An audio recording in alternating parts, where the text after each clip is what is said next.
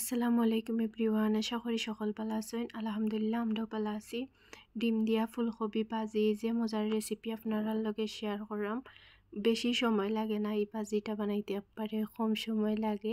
আর যে সহজ এটা বানানি, রুটি বা ভাতের সাথেও এই ভাজিটা খাইতে পারবা, যে মজা হয় এই ভাজিটা।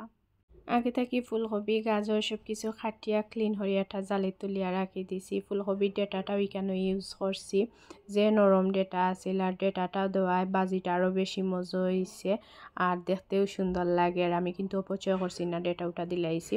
এরপর কাঁচামরিচ পেঁয়াজ রসুন সব কিছু কাটা শেষ, এখন রান্না শুরু করবো।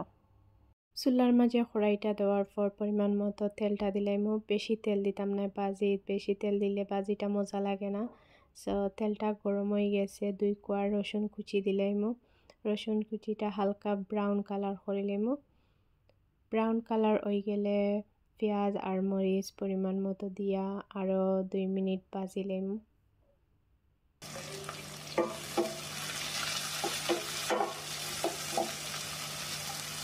পেঁয়াজটা অলরেডি ভাজা শেষ। এরপর পরিমাণ মতো লবণ, মরিচের পাউডার, হলুদের পাউডার, ধনিয়ার পাউডার আর জিরা পাউডার দিয়া মশলাটারে আরও 2 মিনিট কষাইমু। মশলাটা কষানোর পর ডিমটা দিলাইমু। আপনারা যতটুকু সবজি ওইটা ডিম দিবা। আমার সবজিটা তুড়া আমি 2টা ডিম ইউজ করছি। এখন পেঁয়াজ আর ডিমটারে হালকা ভাজা ভাজা করব। দেখো কাউলান হালকা ভাজা ভাজা করার পর পরবর্তীতে যে সবজিগুলা কাটিয়ে রাখলাম ওই সবজিগুলা দিলাইছি।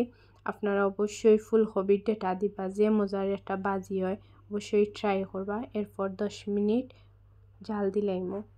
10 মিনিট পর সবজির কালারটা দেখানি, যে সুন্দর কালার আইছে। আর গাজরের কালার আমার সবসময় যে ভালো লাগে, সবজি ভাজি যে কোনো তার দিলে ভালো লাগে।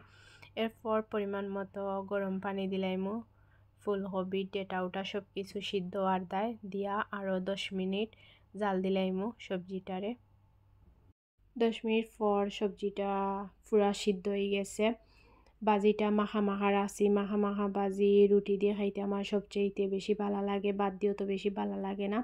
এটারে আপনারা ভাজিও হইতে পারবা, দেন সবজিও হইতে পারবা, যে কোনোটা হইতে পারবা। ডিমর কারণে ভাজিটার স্বাদ আরও দ্বিগুণ বাড়ি যায়। ডিম দিলে যে মজা লাগে ভাজিটা। লাস্টে দিয়ে ধনিয়া পাতা দিলাইছি। ধনিয়া পাতার ফ্লেভার আমার সব সময় পছন্দ, যে মজা লাগে এই ফ্লেভারটা। আর শীত যদি ধনিয়া পাতা না দেন ভালোও লাগে না, আমার সব তাত শীত ধনিয়া পাতা তাকাও লাগবো। লাস্টে দিয়ে বাজির লুক দেখো যে নাইস একটা লুক। আপনারা অবশ্যই ট্রাই করবা।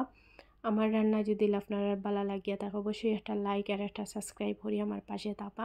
আর কমেন্ট করে জানাইবা আমার রান্নাটা আপনার আর কিলান লাগছে। সবাই ভালো থাকবা, সুস্থ থাকবা। আসসালামু আলাইকুম।